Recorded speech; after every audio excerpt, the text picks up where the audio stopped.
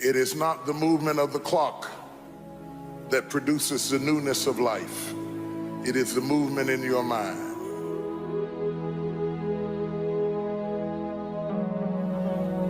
You're going to hear all kinds of things said about you. Throw it behind you. The enemies that you see today, you will see them no more. No weapon formed against you shall be able to prosper. Every tongue that riseth against you, God will condemn. This is my time. Truth of the matter is, everybody in here is going through a change. You don't have to be ashamed of yours. We are all in the process of transforming to a higher, better expression of myself. Let this be the year that I birth a higher, better expression of myself. Don't let the habits of my past stop me from this metamorphosis. New year, new me. New year, new me. What separates us is transformation. The possibility of change. The desire to evolve. The passion to get up off the ground and stop eating dirt. I'm tired of doing what I used to do. If I always do what I've always done, I'll always be where I've always been. I'm gonna throw it behind me. There's somebody in this room that nobody would think would be in a church tonight, but you drew them to this place tonight because you want them to be a new me and a new year and have a new attitude and a new mind. Because the real battleground is in your mind. That's where the fight is. You lay down with it.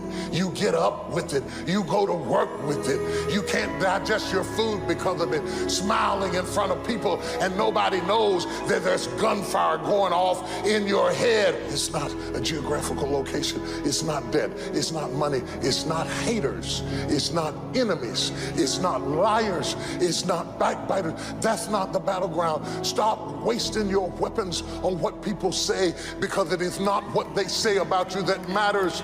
It is what you say about you that threatens your destiny.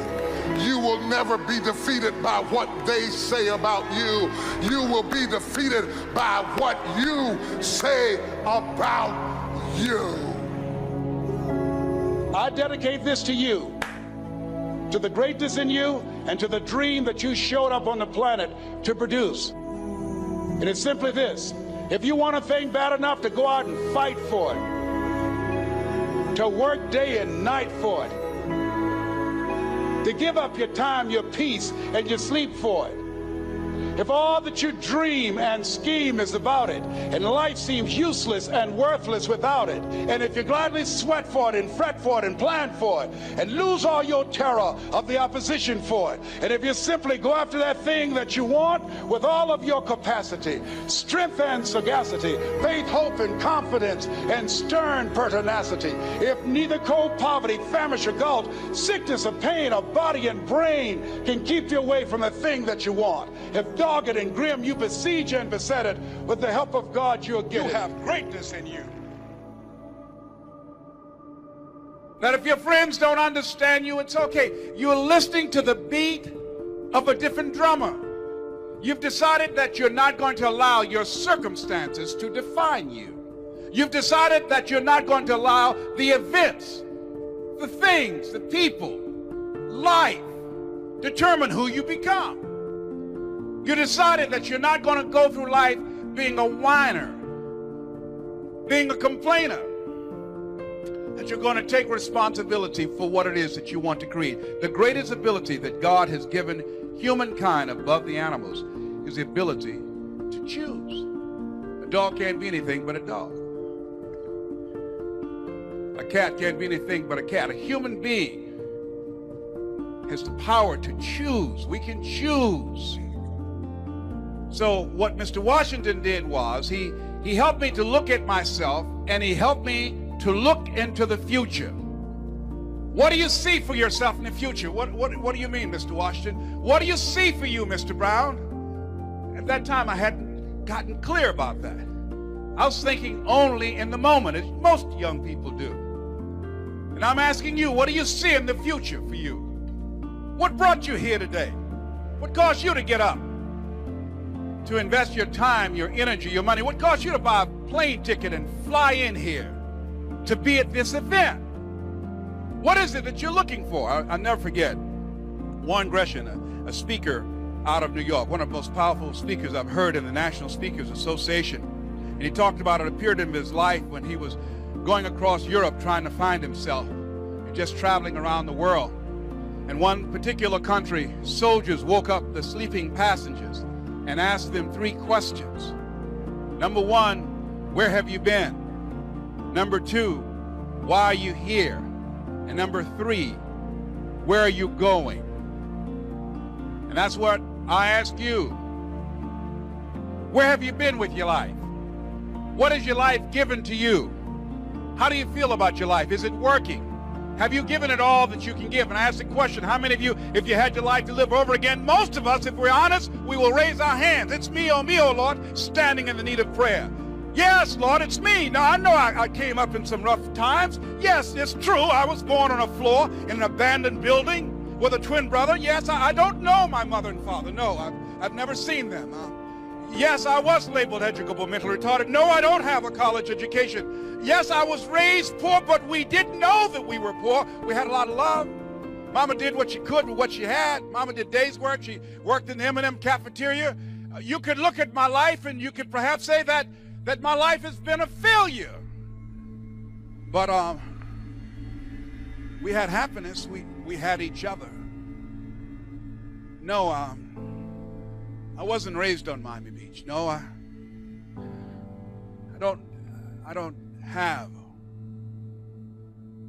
an exciting life like a lot of people that you could look at me at different stages of my development. But here's what I know, that all of us can look at where we want to go. We look at where we've been, look at what brought us here. And I think that what brought you here, what caused you to show up, is that you not only want to make a difference in your life, but you want to make a difference in somebody else's life. I think that what caused you to be here is you looked around and said, hey, if by being here, by aligning myself with this organization that's using television, which is the most powerful instrument we have on the planet, that we can touch some lives, we can change how people see themselves and how they can reinvent themselves. If this will allow me to leave a legacy, to make a difference on the consciousness of young people and adults, I'd like to be a part of that. It's a cause larger than myself. Kenny Rogers said, a good life is something to do, someone to love, and something to look forward to. And when you have something to do, when you have someone to love, when you have something to look forward to, when you get up in the morning, see, people who have something to look forward to don't need an alarm clock, because they have a reason for being. Nietzsche said, if you know the why for living, you can endure almost anyhow. So when you look at yourself and you look into the future, what do you see? What do you see yourself doing differently? Who will be with you? Who will be around you? Will it be a life of contribution, a life of adventure, a life of excitement? What will be different about you? See, whatever you see, it's important that you take responsibility to become the kind of person that can produce those results. Who you have become up to this point has produced what you have. Your earning power, your lifestyle, the relationships that you have.